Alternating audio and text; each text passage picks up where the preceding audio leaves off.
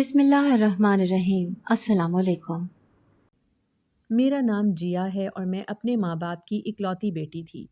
اکلوتی تھی اسی لیے میرے ماں باپ مجھ سے بہت پیار کرتے تھے۔ میں ان کی لاڈلی تھی، میری ہر خواہش میرے منہ سے نکلنے سے پہلے پوری ہو جایا کرتی تھی۔ ہمارا گھر خوشیوں کا گہوارہ تھا، سکون اور دولت دونوں ہی ہمیں میسر تھے۔ میرے ابا کا اپنا کاروبار تھا جو پورے ملک میں پھیلا ہوا تھا۔ جب خدا اتنا کچھ دیتا ہے تو ساتھ نظر لگانے والے اور حسد کرنے والے رشتہ دار بھی دے ہی دیتا ہے۔ ہمارے ساتھ بھی یہی معاملات تھے۔ ابا نے اپنی محنت سے یہ سارا کاروبار کھڑا کیا تھا اور اتنا بڑا گھر بنایا تھا، لیکن رشتہ داروں نے ابا کے پیسے پہ نظر رکھی ہوئی تھی اور کسی نہ کسی بہانے ابا سے پیسے نکلوا ہی دیا کرتے تھے۔ میرے ابا بھی دل کے بہت اچھے تھے، اسی لیے سب کے اصلی چہرے دیکھنے کے باوجود بھی مسکراتے رہتے تھے۔ میرے ابا کی ایک عدد سوتیلی بہن مریم پھپھو بھی تھی۔ مریم پھپھو بے حد لالچی اور مکار عورت تھی، ایسا میری ماں کا کہنا تھا، لیکن میں نے مریم پھپھو کو اپنے ساتھ ہمیشہ میٹھے اور پیار بھرے لہجے میں ہی بات کرتے پایا تھا۔ ان نند بھاوج کے درمیان کیا چل رہا ہے میں نہیں جانتی تھی، لیکن میرے لیے پھپھو ہمیشہ سے ہی بہت اچھی تھی۔ اماں کہتی تھی کہ مریم پھپھو کے دل میں جائیداد کا لالچ ہے، وہ تمہارے باپ کی جائیداد ہڑپ کرنا چاہتی ہے، اسی لیے آئے روز ہمارے گھر کے چکر لگاتی ہے۔ اماں اور مریم پھپھو کی بالکل بھی نہیں بنتی تھی۔ دونوں ایک جگہ ہوتی تو وہاں سے اتنا شور اٹھتا تھا کہ کانوں پر بندہ ہاتھ رکھ لے ورنہ کان پھٹ جاتے۔ مجھے دونوں ہی غلط لگتے تھے۔ میں نے کبھی بھی امی کی باتوں میں آ کر مریم پھپھو سے بدتمیزی نہیں کی تھی، بلکہ ہمیشہ ان کا ادب کیا تھا، کیونکہ مجھے میرے ابا سے بہت زیادہ پیار تھا اور وہ میرے بابا کی بہن تھی، میں بھلا ان سے پیار کیوں نہ کرتی۔ انہی چھوٹے چھوٹے مسئلوں اور لڑائی جھگڑوں میں وقت کب کٹا پتہ ہی نہیں چلا تھا۔ میں جب 14 سال کی تھی تو اچانک سے اماں کی طبیعت خراب ہونا شروع ہو گئی تھی۔ شاید کوئی ذہنی مرض لاحق ہو گیا تھا جو آہستہ آہستہ ان کو اندر سے کھا رہا تھا۔ شروعات میں تو اماں وقت بے وقت چیخے مارنا شروع ہو جایا کرتی تھی، لیکن جیسے جیسے ان کی حالت بگڑتی گئی وہ خود کو بھی نقصان پہنچانے سے باز نہیں آتی تھی۔ ابا نے ملک بھر کے ڈاکٹروں کو دکھا دیا، لیکن کہیں سے بھی اماں کا علاج ممکن نہیں ہو پا رہا تھا۔ دوائیوں پر دوائیاں دی جا رہی تھی، لیکن ان کی حالت ٹھیک ہونے کی جگہ اور بدتر ہوتی چلی جا رہی تھی۔ میں اماں کی حالت دیکھ کر رو پڑتی تھی اور ابا بھی اماں کے لیے بہت زیادہ پریشان تھے۔ اماں کے ساتھ انہوں نے زندگی کے اتنے برس گزارے تھے اور وہ اماں سے بہت زیادہ محبت کرتے تھے، اسی لیے اماں کی ایسی حالت دیکھ کر وہ بھی ٹوٹ کر جیسے بکھر سے گئے تھے۔ ان کا فوکس کام سے ہٹ گیا تھا اور کاروبار میں آئے دن کوئی نہ کوئی نقصان ہونے لگا تھا، لیکن انہوں نے نقصان سے زیادہ اماں کی صحت کی پرواہ کی تھی۔ وہ سائے کی طرح اماں کے ساتھ رہتے تھے تاکہ اماں خود کو کوئی نقصان نہ پہنچا سکیں۔ بابا ہر طرح سے اماں کا خیال رکھنے کی کوشش کرتے تھے، لیکن پھر بھی اماں کی حالت دن بدن خراب ہوتی چلی جا رہی تھی۔ انہوں نے اپنے بال کاٹ دیے تھے اور کئی ایک بار میرے بال کاٹنے کی کوشش بھی کی تھی، لیکن ابا بر وقت پہنچ جاتے تھے اور مجھے بچا لیا کرتے تھے۔ اماں کی صحت کی وجہ سے گھر کا ماحول بہت عجیب سا ہو گیا تھا۔ گھر میں ویرانی سی پھیلی رہتی تھی یا پھر بہت زیادہ شور اٹھتا رہتا تھا۔ دن ایسے ہی گزرتے جا رہے تھے، اماں ٹھیک ہونے کا نام نہیں لے رہی تھی۔ وہ پورے گھر میں چیختی چلاتی پھرتی تھی جیسے کسی سے بھاگ رہی ہوں۔ ان کے جسم پر نشان بننے لگے تھے اور وہ اپنے کپڑوں کو پھاڑ کر کوڑے دان میں پھینک رہی تھی۔ ان کا کہنا تھا کہ ان کے کپڑوں میں سوراخ بن گئے ہیں، کبھی کہتی ان کے کپڑے جل گئے ہیں۔ کچھ بھی سمجھ نہیں آ رہی تھی کہ اماں کو ہو کیا گیا ہے۔ ایک دم اچھی بھلی اماں اچانک سے اپنا ذہنی توازن کیسے کھو سکتی تھی؟ کچھ تو تھا جو ہمیں دکھائی نہیں دے رہا تھا۔ اماں 3 سال تک اذیت میں رہی تھیں اور اس کے بعد ایک دن انہوں نے ساری اذیتوں سے چھٹکارا پا لیا تھا اور دنیا کو چھوڑ کر چلی گئی تھی۔ مرنے سے پہلے ان کی حالت اس قدر بدتر ہو گئی تھی کہ وہ ہڈیوں کا ڈھانچہ بن چکی تھی۔ ان کے سر سے سارے بال گر چکے تھے اور ہڈیاں آہستہ آہستہ ٹوٹنے لگی تھیں۔ جسم پر ایسے نشان تھے جیسے ان میں انجیکشن لگائے گئے ہوں۔ آخر کار انہیں اس سب سے چھٹکارا مل گیا تھا۔ اماں کے جانے کا دکھ تھا، لیکن یہ سوچ کر میں دل کو بہلانے لگتی کہ اماں کے لیے اب یہی بہتر تھا۔ وہ مزید تکلیف میں رہتی تو انہیں دیکھ کر میں اور بابا بھی تکلیف میں ہی رہتے۔ اماں کے جانے کے بعد گھر کا ماحول ویرانیوں میں بدل گیا تھا اور ابا اماں کے جانے کا صدمہ برداشت نہیں کر پا رہے تھے۔ بابا تو جیسے بری طرح سے ٹوٹ کر بکھر چکے تھے۔ وہ ماں سے بہت زیادہ محبت کرتے تھے۔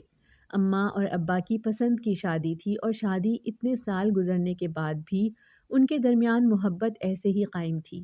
اماں کے بیمار ہونے اور پاگل ہو جانے کے باوجود بھی ابا ان سے بے پناہ محبت کرتے تھے، اور وہ محبت اماں کے جانے کے بعد بھی بابا کے چہرے پر میں دیکھ سکتی تھی۔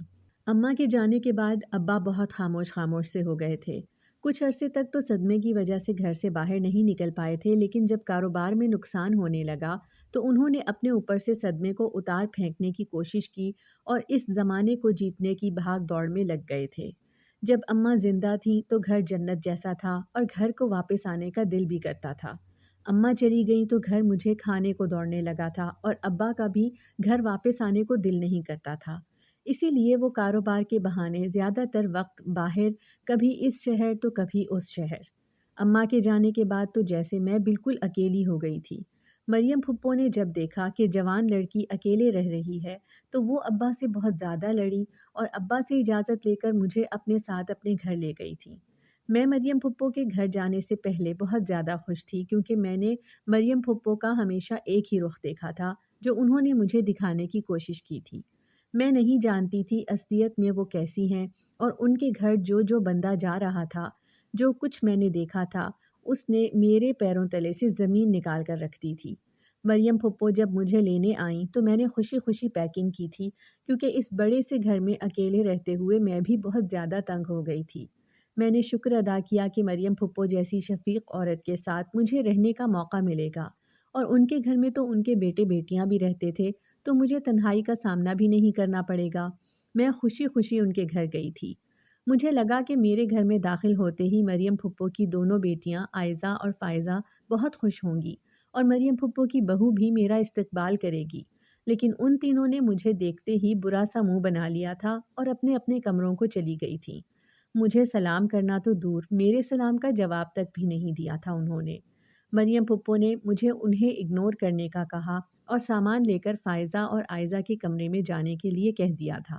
میں فائزہ اور عائزہ کے تیور دیکھ چکی تھی، اسی لیے تھوڑی گھبرائی ہوئی سی اپنا سامان اٹھائے جیسے ہی کمرے میں داخل ہوئی تو فائزہ جیسے بھڑک اٹھی تھی۔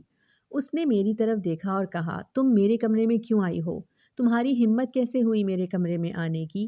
میں ایک دم سے گھبرا گئی تھی۔ میں نہیں جانتی تھی کہ فائزہ مجھ سے اس طرح بات کیوں کر رہی ہے۔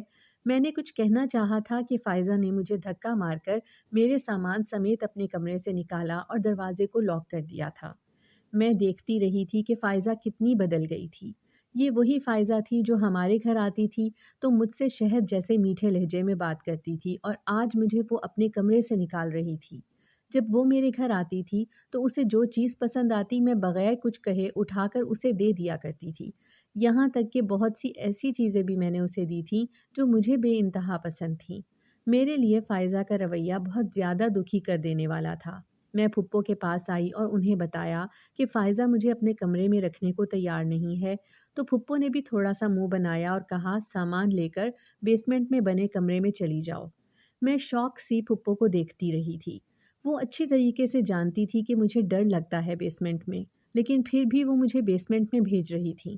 پہلے ہی پھپھو کا گھر اتنا چھوٹا تھا، اوپر سے پھپھو کا بیسمنٹ بھی اتنا خوفناک تھا کہ وہاں جاتے ہی میرے پسینے چھوٹ جاتے تھے۔ میں نے پھپھو کو کہا کہ میں بیسمنٹ میں نہیں رہوں گی، تو پھپھو نے مجھے کھری کھری سنا دی تھی۔ کہنے لگی، یہ تمہارے باپ کا محل نہیں جہاں سینکڑوں کمرے ہوں گے، یہ میرا چھوٹا سا غریب خانہ ہے جہاں گنتی کے 2-4 کمرے ہیں۔ جہاں ایڈجسٹ ہو سکتی ہو جاؤ، ورنہ باہر لاؤنج میں اپنا بستر بچھا لو۔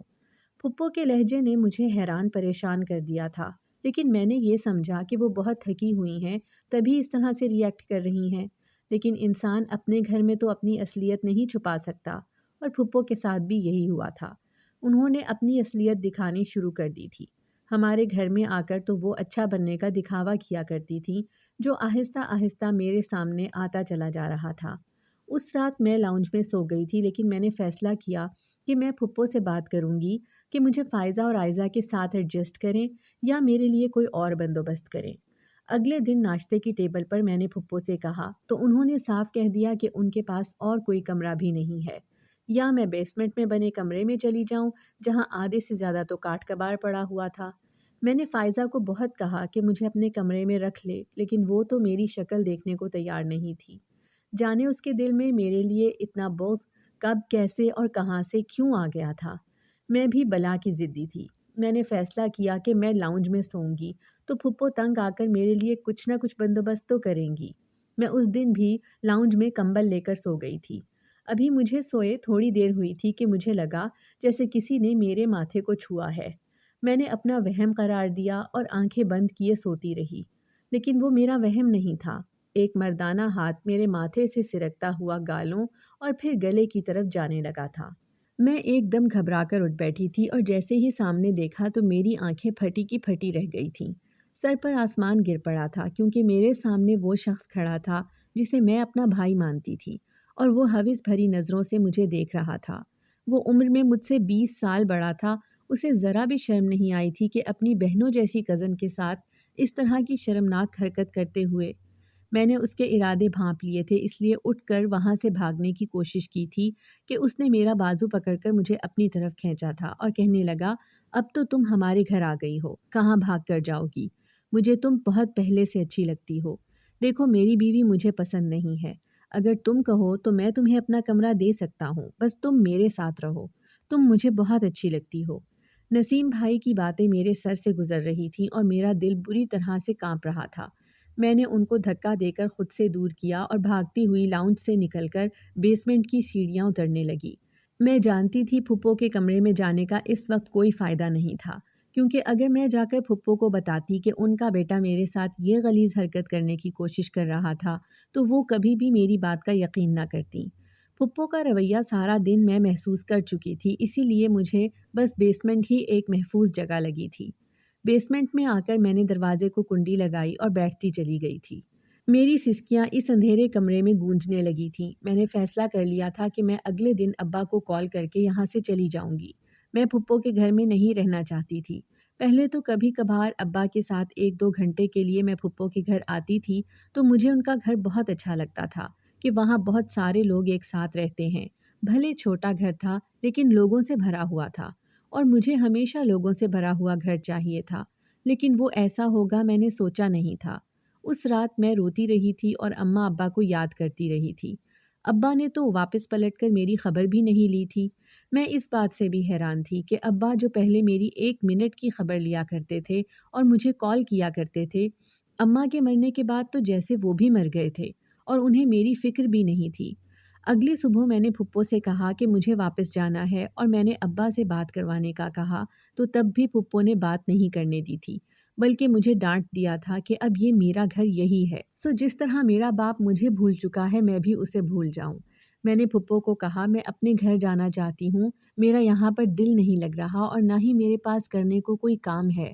وہاں پر میرا کالج ہے، میرے دوست ہیں۔ تو وہ بولی کام بہت ہیں، اور فوراً سے میرے کرنے کے لیے بہت سارے کام، بلکہ کاموں کا پٹارا کھول دیا تھا۔ انہوں نے گھر کے سارے کام میرے ذمے لگا دیے تھے، کیونکہ آئزہ اور فائزہ تو کام کاج کرتی نہیں تھی۔ پہلے سارا کام بھابھی کرتی تھی، اب میرے آتے ہی پھپھو نے بھابھی کو بھی چھٹی دے دی تھی۔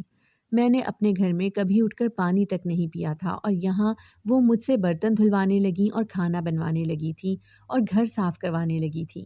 میں بری طرح تھک جاتی تھی اور تھک کر پھپھو سے شکایت کرنے لگتی تو وہ پہلے ڈانٹ دیا کرتی تھی اور آہستہ آہستہ تو وہ تشدد پر اتر آئی تھی۔ میں نے کبھی نہیں سوچا تھا کہ مریم پھپھو ایسی نکلیں گی۔ وہ گرگٹ کی طرح رنگ بدلتی تھی۔ میں نے اپنی 17 سالہ زندگی میں انہیں جیسا پایا تھا وہ ویسی بالکل بھی نہیں تھی، بلکہ یہاں آ کر 4 ماہ میں میں دیکھ چکی تھی کہ وہ اصل میں کیسی تھی۔ جب میں نے دیکھا کہ وہاں سے جانے کا کوئی بھی راستہ نہیں ہے تو میں نے سمجھوتا کر لیا تھا۔ میرا کمرہ اب مکمل طور پر بیسمنٹ ہی تھا۔ میں نے وہاں پہ اپنا بیڈ بچھوا دیا تھا اور وہیں رہنے لگی تھی۔ شام ہوتے ہی میں اپنا کھانا لے کر اپنے کمرے میں چلی جاتی اور اچھی طرح کمرے کے دروازوں کو کنڈی لگا کر بیٹھ جاتی تھی۔ مجھے نسیم بھائی پر بالکل بھی بھروسہ نہیں تھا۔ پہلے ہی وہ آتے جاتے مجھے غلط طریقے سے چھونے کی کوشش کرتے اور مجھے دیکھ کر جب آنکھ مارتے تو میرا دل کرتا میں کوئی چیز اٹھا کر ان کا سر توڑ ڈالوں، لیکن بے بسی سے میرے ہاتھ بندھے ہوئے تھے۔ مجھے پھپھو کے گھر آئے 5 ماہ گزر چکے تھے، لیکن ابا نے پلٹ کر پوچھا تک نہیں تھا۔ شاید ابا جانتے بھی نہ ہوں کہ ان کی لاڈلی بیٹی اس قدر مصیبت میں پھنسی ہوئی ہے۔ مجھے یہاں سے صرف بابا ہی نکال سکتے تھے، لیکن ان کے آنے کے کوئی چانسز لگ بھی نہیں رہے تھے۔ انہی دنوں کچھ ایسا ہوا جس نے میرے ہوش اڑا کر رکھ دیے تھے۔ پھپھو کا چھوٹا بیٹا ضمیر دبئی سے واپس آیا تھا۔ وہ پہلے 2 سال سے دبئی میں تھا۔ مجھے لگا شاید کچھ کما کر لایا ہوگا، لیکن جو بات اس کے آنے پر مجھے پتہ چلی وہ اس سے نفرت کرنے کے لیے کافی تھی۔ بھابھی نے بتایا کہ ضمیر 2 سال پہلے کام کرنے کے لیے دبئی گیا تھا، لیکن وہاں جا کر اس نے جرائم کرنے شروع کر دیے تھے اور ایک لڑکی کی عزت کو تار تار کرنے کے جرم میں پچھلے 1.5 سال سے وہ جیل میں تھا اور اب غیر قانونی طریقے سے جیل سے بھاگ کر پاکستان آیا ہے۔ لیکن پھپھو تو اس کو اس طرح پروٹوکول دے رہی تھی جیسے وہ حج کر کے واپس آیا ہو۔ مجھے پھپھو اور ان کے بچوں سے عجیب سی وحشت ہونے لگی تھی۔ پہلے نسیم بھائی نے تنگ کر رکھا تھا اور اب ضمیر بھی آ چکا تھا۔ ضمیر بھی نسیم بھائی کی طرح ہی تھا۔ اس کی نظریں بھی مجھے دیکھتے ہی عجیب سی ہو جاتی تھیں جن سے مجھے سخت الجھن تھی۔ ابھی ضمیر کو آئے ہفتہ بھر ہی گزرا تھا کہ پھپھو نے میرے سر پر قیامت توڑ دی تھی۔ انہوں نے فیصلہ سنا دیا تھا کہ وہ میری اور ضمیر کی شادی کروا دیں گی۔ میں حیرانی سے پھپھو کو دیکھتی رہی کہ وہ اپنے بد کردار اور لفنگے بیٹے سے میری شادی کروانا چاہتی تھیں۔ پھپھو میرے ساتھ کس قدر ظلم کر رہی تھیں انہیں خود بھی اندازہ نہیں تھا، بلکہ اندازہ تھا وہ جان بوجھ کر میرے ساتھ ایسا کر رہی تھیں۔ جانے اس کے پیچھے کیا وجہ تھی؟ وہ میری سوتیلی پھپھو تھیں، شاید اسی لیے۔ پھپھو نے میرا اور ضمیر کا رشتہ طے کر دیا تھا اور حیرانگی کی بات تھی کہ اس موقع پر بھی میرے ابا نہیں آئے تھے۔ میں ہر وقت انہیں یاد کرتی رہتی تھی۔ کبھی کبھی میں سوچتی تھی کہ میں بھی ابا کو بھول جاؤں، لیکن وہ مجھے ہر وقت زیادہ یاد آتے تھے۔ مجھے یہاں سے نکالنے کے لیے اگر کوئی مسیحا خدا نے اس دنیا میں بھیجا ہوا تھا تو وہ صرف میرے بابا تھے، لیکن نہ جانے وہ کہاں سوئے ہوئے تھے۔ میری زندگی پر اب پھپھو کی مرضیاں چلنے لگی تھیں، تو انہوں نے میری منگنی ضمیر سے کر دی تھی اور عن قریب شادی کی تاریخ بھی رکھ دی تھی، لیکن میں ضمیر سے شادی نہیں کرنا چاہتی تھی۔ نسیم بھائی نے مجھے کئی ایک بار کہا کہ میں صرف ایک بار انہیں ہاں کر دوں تو وہ میری اور ضمیر کی شادی رکوا دیں گے، بلکہ وہ سارا گھر میرے نام کروا دیں گے۔ اس کے بعد اس گھر پر میں راج کروں گی، لیکن مجھے ان سے وحشت ہوتی تھی۔ مجھے ان دونوں بھائیوں سے وحشت ہوتی تھی۔ ان دونوں کے ڈر سے میں ہر وقت اپنے کمرے میں بند رہتی تھی۔ ان کے گھر آتے ہی میں گم ہو جایا کرتی تھی اور میں بڑی مشکل سے اس گھر میں اپنی عزت بچا کر جی رہی تھی۔ انہی دنوں ایک اور دل دہلا دینے والی خبر میری سماعتوں میں اتری تھی، اور وہ خبر ایسی تھی جس نے مجھے ہلا کر رکھ دیا تھا۔ میں نے سنا کہ فائزہ کی شادی ہونے والی ہے، اور شادی بھی کس سے؟ میرے بچپن کے دوست اور خالہ زاد کزن تیمور سے۔ تیمور اور میرا بچپن ایک ساتھ ہی گزرا تھا۔ ہم دونوں کی اسکولنگ بھی ایک ہی جگہ کی تھی، اور جب ہم دونوں نے کالج میں ایڈمیشن لیا تھا تو بہت سے خواب ایک ساتھ دیکھے تھے، اور ان میں سر فہرست ایک ساتھ ہمارا مستقبل بھی تھا۔ لیکن اب اچانک تیمور کی شادی فائزہ کے ساتھ ہونا میرے لیے حیرت کا باعث تھا۔ شاید تیمور کو پتہ چل چکا تھا کہ میری منگنی ہو گئی ہے، اسی لیے وہ فائزہ سے شادی کرنے کے لیے تیار ہو گیا تھا۔ تیمور کی سگی ماں یعنی کہ میری خالہ کا بہت پہلے انتقال ہو چکا تھا۔ خالہ کے انتقال کے بعد خالو نے دوسری شادی کر لی تھی، اور وہ دوسری شادی مریم پھپھو کی بڑی بیٹی راشدہ آپا سے کی تھی۔ جب شادی کی ڈیٹ فکس کرنے راشدہ آپا اور تیمور مریم پھپھو کے گھر آئے تو تیمور نے مجھے جس نفرت بھری نظروں سے دیکھا تھا، میں وہیں زمین میں دھنستی چلی گئی تھی۔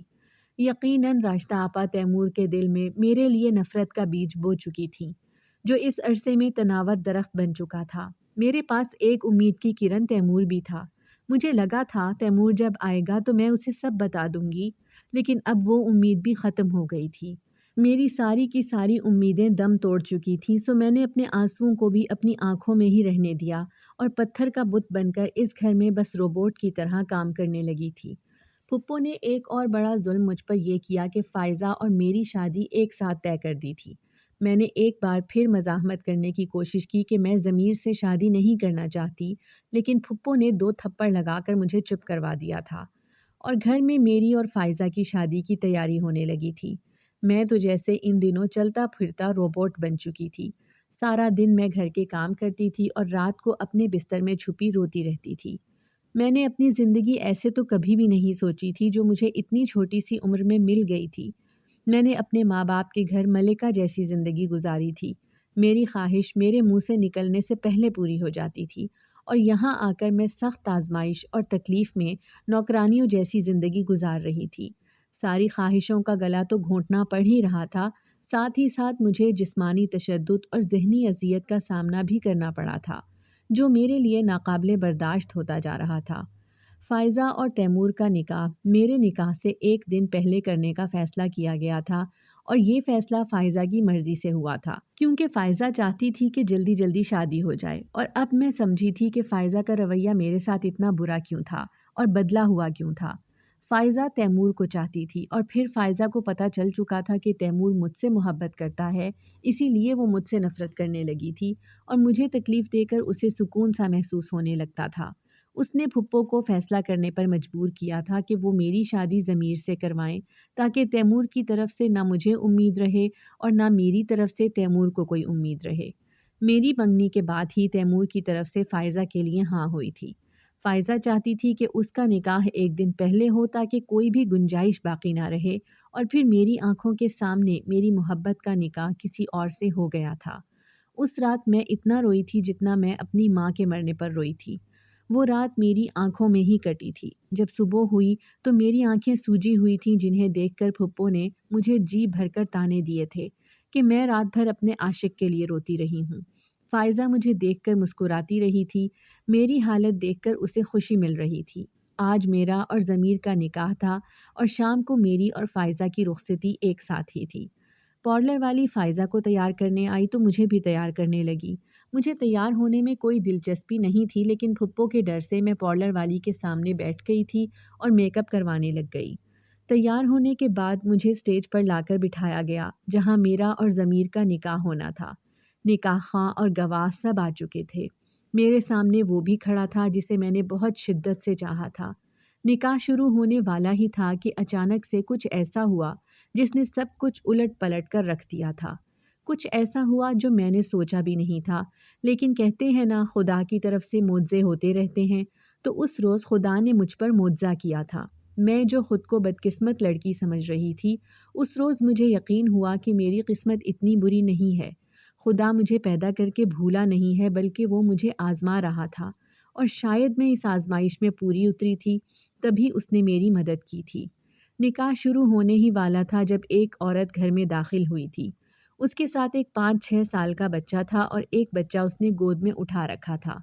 وہ عورت بہت زیادہ رو رہی تھی۔ اس نے کہہ دیا کہ یہ نکاح نہیں ہو سکتا، اور اسے دیکھ کر ضمیر بھی بہت زیادہ گھبرا گیا تھا۔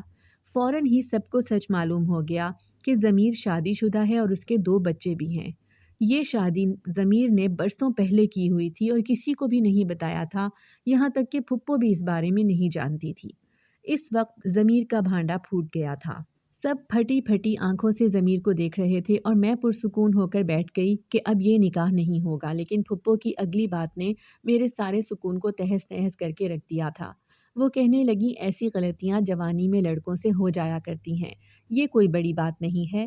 ضمیر کا نکاح ابھی بھی جیا سے ہوگا، اور ویسے بھی مرد کو 4 جائز ہیں۔ وہ تو اپنی طرف سے کہہ گئی تھی، لیکن نکاح خواہ نے نکاح پڑھانے سے انکار کر دیا تھا۔ اس نے کہا کہ جب تک پہلی بیوی کی اجازت نہیں ہوگی وہ نکاح نہیں پڑھائے گا۔ وہ یہ جرم نہیں کر سکتا، لیکن پھپھو کا فیصلہ ایک ہی تھا کہ نکاح ہوگا اور یہ نکاح نہیں رکے گا۔ بہتر ہے کسی اور نکاح خواہ کو بلا لیا جائے، یعنی کہ قربانی کا بکرا مجھے ہر صورت ہی بننا تھا، اور اس سے پہلے نکاح خواہ کا بندوبست کرتے تیمور نے میرے حق میں آواز اٹھائی کہ یہ نکاح نہیں ہوگا۔ ضمیر کے گناہوں کی سزا جیا کو نہیں ملے گی۔ تیمور اب اس گھر میں مضبوط حیثیت رکھتا تھا، سو کوئی بھی اس کی بات کے خلاف نہیں جا سکتا تھا۔ جب کوئی بھی میرے ساتھ نہیں تھا تو تیمور تھا۔ میں تشکر بھری نظروں سے اس کو دیکھتی اپنے کمرے کی طرف بھاگ گئی تھی۔ کمرے میں آ کر میں نے بھاری بھرکم دوپٹہ اتار کر پھینکا اور چیخیں مار مار کر رونے لگی تھی۔ ہمیشہ میرے ساتھ ہی برا ہوتا تھا، لیکن آج میرے ساتھ برا ہوتے ہوتے رہ گیا تھا۔ یہ آنسو خوشی کے تھے یا غم کے، میں خود سمجھ نہیں پا رہی تھی، لیکن میں اس گھر میں مزید ایک پل بھی نہیں رہنا چاہتی تھی۔ میں یہاں سے چلی جانا چاہتی تھی، اپنے ابا کے پاس، جو مجھے یہاں چھوڑ کر بھول گئے تھے۔ میں جا کر ان کا گریبان پکڑ کر پوچھنا چاہتی تھی کہ بیٹی کو ایسے کوئی پرائے گھر بھیج کر زندگی جیتا ہے؟ میں نے فیصلہ کر لیا کہ مجھے آگے کیا کرنا ہے۔ میں نے جلدی سے وہ بھاری جوڑا بدلا۔ زیورات میں سے سونے کی چین اور کنگن نکالے جو آج ہی پھپھو نے مجھے دیے تھے پہننے کے لیے، تاکہ نکاح کے وقت میں اچھی لگ سکوں اور لوگوں کو باتیں کرنے کا موقع نہ ملے۔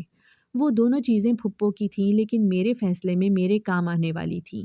میں نے وہ دونوں چیزیں اٹھائیں اور چپکے سے پچھلے دروازے سے پھپھو کے گھر سے ہمیشہ کے لیے نکل آئی تھی۔ میں سڑک پر پہنچی تو وہاں سے مجھے ایک رکشہ مل گیا۔ رکشے میں بیٹھ کر سب سے پہلے میں بازار گئی اور وہاں جاتے ہی وہ سونے کی چین اور کنگن دونوں بیچ دیے تھے۔ مجھے اتنے پیسے مل گئے تھے کہ میں کھانا وانا کھا کر آرام سے اپنے شہر واپس جا سکتی تھی۔ بہت دنوں کے بعد آزادی کی فضا میں سانس لینے کا جیسے موقع ملا تھا۔ میں نے پہلے کھانا کھایا اور پھر اپنے شہر کی بس میں سوار ہو کر پھپھو کے شہر کو ہمیشہ کے لیے چھوڑ دیا تھا۔ اس شہر میں آنا میری بہت بڑی بدقسمتی تھی اور اس شہر سے جانا میرے لیے خوشی کا باعث تھا۔ میری منزل اب صرف اور صرف میرے بابا تھے جن سے میں ملنا چاہتی تھی۔ کئی گھنٹوں کے سفر کے بعد جب صبح کی روشنی پھیلنے لگی تو بس میرے شہر میں داخل ہوئی۔ اپنے شہر کی فضاؤں میں سانس لے کر جیسے زندگی جینے کا مزہ آ گیا تھا۔ میں بس اسٹیشن پر اتری اور وہاں سے بس لے کر اپنے گھر آ گئی۔ رکشے سے اتر کر اپنے گھر میں داخل ہوئی تو وہاں ایک عجیب سی خاموشی کا راج تھا۔ میں فوراً سے بھاگتی ہوئی ابا کے کمرے کی طرف گئی۔ ابا نے اپنے کمرے میں اندھیرا کیا ہوا تھا۔ میں نے جیسے ایک لائٹ جلائی تو میری روح تک کانپ کر رہ گئی تھی اور دماغ نے کام کرنا چھوڑ دیا تھا، کیونکہ ابا اپنے کمرے میں بہت بری حالت میں پڑے تھے۔ بابا کی حالت دیکھ کر ایسا لگتا تھا جیسے بہت دنوں سے اسی کمرے میں پڑے ہوئے ہیں۔ میں ابا کی حالت دیکھ کر گھبرا گئی اور ابا کے پاس گئی تو دیکھا کہ وہ بے سدھ پڑے تھے۔ میں نے سوچا کسی کو مدد کے لیے بلاتی ہوں، اور جیسے ہی میں نے بھاگنے کے لیے واپس پلٹی تو میرے پیروں تلے سے زمین نکل گئی تھی، کیونکہ میرے پیروں میں بہت سارے انجیکشن اور دوائیاں آ گئی تھیں۔ ابا کے ارد گرد انجیکشن، دوائیں اور استعمال شدہ شاپروں کی بھرمار تھی۔ میں نے ایک شاپر اٹھایا تو اس میں سے اتنی گندی بدبو آ رہی تھی کہ مجھے ابکائیاں آنے لگی تھیں۔ نہ جانے وہ کس چیز کے انجیکشن تھے جنہوں نے بابا کی ایسی حالت کر دی تھی، اور اس سے پہلے کہ مجھے الٹیاں ہونے لگتی میں کمرے سے باہر بھاگی۔ میں پڑوسیوں کو مدد کے لیے پکارنے گئی تو وہ یہ جان کر حیران رہ گئے تھے کہ ابا گھر کے اندر ہیں، کیونکہ ان کا کہنا تھا کہ پچھلے 1 ماہ سے میرے ابو کو بالکل کسی نے بھی نہیں دیکھا تھا۔ اس سے پہلے دیکھا تھا تو بری حالت میں دیکھا تھا۔ پڑوسی سے پتہ لگا تھا کہ میرے ابو نشہ کرنے لگے تھے۔ پڑوسی کے ساتھ مل کر میں ابو کو ہسپتال لے کر گئی تھی اور پڑوسی کچھ دیر بعد چلا گیا تھا۔ ہسپتال میں میرے ساتھ بالکل کوئی بھی نہیں تھا۔ میں اکیلی تھی۔ ڈاکٹرز کا کہنا تھا کہ میرے ابا نے بہت زیادہ مقدار میں نشہ کرنا شروع کر دیا ہوا ہے، تبھی ان کی یہ حالت ہے۔ میں نے دیکھا مجھے ابا کو بچانا تھا۔ میں نے نہ چاہتے ہوئے بھی تیمور کو کال کر کے بلا لیا تھا۔ ابا کو اماں کی موت کا صدمہ تھا، لیکن اتنا بھی نہیں تھا کہ وہ اس قدر گندی عادت کو اپنا لیتے۔ مجھے لگتا تھا کہ ضرور کوئی بات اور ہے۔ میں نے جب تیمور سے اس بات کا ذکر کیا تو اس نے مجھے یقین دلایا کہ وہ اس بات کی تہ تک پہنچ کر رہے گا۔ پھر جب اس نے تحقیق کی تو جو چیز اسے پتہ چلی وہ رگوں میں خون کی گردش کو روک دینے کے لیے کافی تھی۔ ابا کی حالت کے ذمہ دار مریم پھپھو اور ان کا بیٹا نسیم تھے۔ پھپھو نے ہمیشہ سے ابا کی جائیداد پر نظر رکھی ہوئی تھی اور اسے حاصل کرنا چاہتی تھی، لیکن کامیاب نہ ہو سکیں، تو انہوں نے یہ بہت بڑی چال چلی تھی، اور چال سب سے پہلے میری ماں کو راستے سے ہٹانے کی تھی، اور مجھے راستے سے ہٹانے کے لیے انہوں نے وہ راستہ چنا جو چنتے ہوئے کوئی بھی انسان 100 بار ضرور سوچتا ہوگا۔